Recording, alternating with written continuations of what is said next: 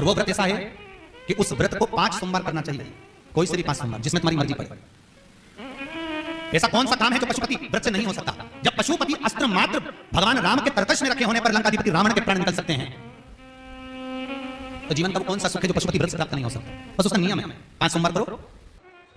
बीच में अगर तुम्हारा कोई काम अड़ गया, रजोधर्म आ गया, कोई व्रत तुम्हारा पड़ गया, छठ पड़ गई, तीज पड़ गई, चतुर्थी पड़ गई, एकादशी पड़ गई, या तुम कोई व्रत करते हो वो उस दिन पड़ गया, तो उस व्रत को छोड़कर अगले व्रत को गिना जाता।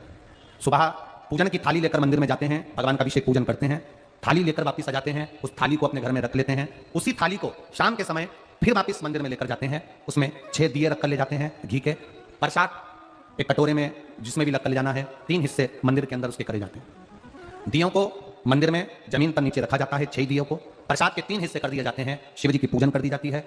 पूजन कर प्रसाद के 2 हिस्से मंदिर में रख दिए जाते हैं, जो कागज ले गए, दोने ले गए, पात्र ले गए, उसमें 2 हिस्से वहीं छोड़ दिए जाते हैं, 1 हिस्सा थाली में रख लिया जाता है। 5 दिए जो जलाए हैं वो वहीं रखे रहने दो, 1 दिया जमीन पर से वापस उठा लो, जिसको जलाया नहीं है उसको थाली में रख लो। शंकर भगवान से प्रार्थना करो, बाबा आज मेरा पहला पशुपति व्रत है, भोलेनाथ आप स्वीकार करना। मेरे मन की कामना यह है बाबा, जिसके कारण मैंने ये व्रत किया है, व्रत का बोलकर, दिया लेकर, प्रसाद का 1 हिस्सा लेकर, थाली लेकर वापस अपने घर पर आओ। घर के दरवाजे में जब अंदर प्रवेश करो, सीधे हाथ की ओर बाहर घर के बैठ जाओ, घर की ओर मुख करो और सीधे हाथ की ओर बैठकर घर की ओर मुख कर वहीं पर 6ठे नंबर का जो दिया लेकर आई हो उसको जला लो। बाबा से यहाँ प्रार्थना कर लो, भोलेनाथ मेरा कार्य ये है, इसको सफल करना। घर में प्रवेश कर जाओ। भोजन करते समय सबसे पहले जो प्रसाद का 1 हिस्सा तुम मंदिर से लाई हो, पहले उसको भोजन के समय पर पहले उसको खाओ, इसके बाद फिर भोजन करो। अपने प्रसाद के हिस्से में से किसी को प्रसाद नहीं देना। प्रसाद भगवान के मंदिर में जब बनाकर लेकर जाओ, कढ़ैया में, भगोनी में उतना ही प्रसाद बनाना जितना प्रसाद मंदिर जाएगा। आप 1 कटोरा भरकर लेकर थोड़ा सा कढ़ैया में छोड़ दिया तो आपका व्रत सफल नहीं हो पाएगा। प्रसाद उतना ही बनाना, अगर ज्यादा बना है तो ज्यादा ले जाना पड़ेगा, कम बना है कम ले जाना पड़ेगा। प्रसाद कढ़ैया में, पात्र में छूटना नहीं चाहिए। जो शंकर जी के लिए बनाया है तुमने उतना की उतना पूरा लेकर जाना पड़ेगा। ये नहीं कि मैं बच्चों के लिए थोड़ा बना के छोड़ जाऊं, बच्चों के लिए थोड़ा घर वालों के लिए बनाकर छोड़ जाऊं ना, जितना बनाए सारा लेकर जाना पड़ेगा। इसलिए उतना बनाओ जितना तुम्हें मंदिर में ले जाना। पात्र खाली होना चाहिए, तब उसको लेकर जाओ, 3 हिस्से करो, 2 हिस्से मंदिर में रखकर 1 हिस्सा लाओ।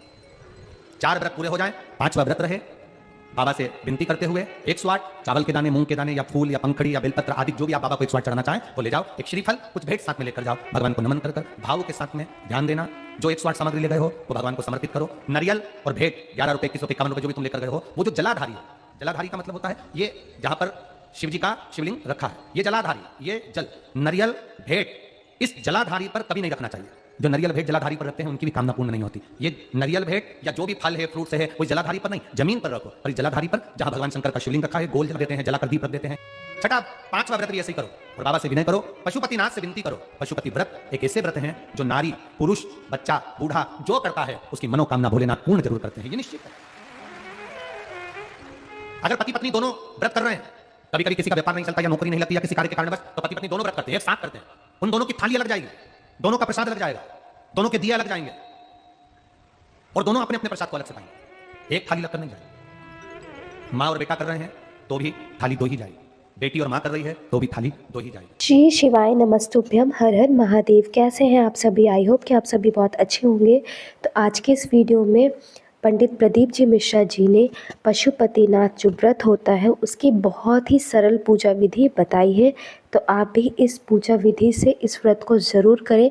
कहा जाता है जो भी मनुष्य पशुपति व्रत करता है तो उसकी समस्त मनोकामना शिव जी ज़रूर संपूर्ण करते हैं। तो आप इस व्रत के संपूर्ण जो नियम है उन्हें ज़रूर ध्यान में रखें कि आपको कितने दीपक मंदिर में लेकर जाना है और प्रसाद कितना लेकर जाना है, कितना हिस्सा वापस लेकर आना है, वापस जो दीपक लाएंगे उसका क्या करना है। घर में यदि 2 लोग एक ही व्रत को कर रहे हैं, यानी पशुपति व्रत को हस्बैंड वाइफ कर रहे हैं या सास ससुर कर रहे हैं या देवरानी जेठानी भी कर रहे हैं, तो सबकी अलग अलग थाली लगाई जाएंगी, इसका भी आप विशेष ध्यान रखें। और 108 चीज़ें जो आप आखिरी 5वें व्रत में रखते हैं, चाहे वो मूंग हो या फिर जो बेलपत्र के पत्ते हो या पुष्प हो या चावल के दाने हो, वो 108 ही चीज़ें हमें लेकर जानी पड़ती हैं, इसका भी आप विशेष ध्यान रखें। और यदि आप बीच में यानी 5 व्रतों के बीच में कहीं आपको जाना पड़ता है या कोई ऐसी विपदा आ जाती है कि आप नहीं कर पा रहे हैं, तो आप उस दिन छोड़ दें और आगे कंटिन्यू कर सकते हैं। यदि आपको जैसे बीच में रजोधर्म आ जाता है या आप कहीं अपने मायके चले गए हैं या फिर कहीं शादी विवाह में चले गए, आप नहीं कर पाए उस उस व्रत को, तो आप उस दिन छोड़कर अगले जो सोमवार पड़ेगा आप तब से कंटिन्यू अपने व्रत को कर सकते हैं। तो सभी नियम आप ज़रूर ध्यान रखें और नियमों को ध्यान करके ही आप इस व्रत को करें, क्योंकि इस व्रत में कहा जाता है हमें कोई गलती नहीं करनी चाहिए, क्योंकि यदि अगर हम इस व्रत में कोई गलती, छोटी से छोटी भी कोई गलती कर देते हैं तो हमारी मनोकामना पूर्ण नहीं होती है। यदि हम अच्छे से करते, सभी नियमों का पालन करते हुए इस व्रत को करते, तो हमारी कोई भी इस व्रत को करने से कोई भी मनोकामना हो वो ज़रूर पूर्ण होती है।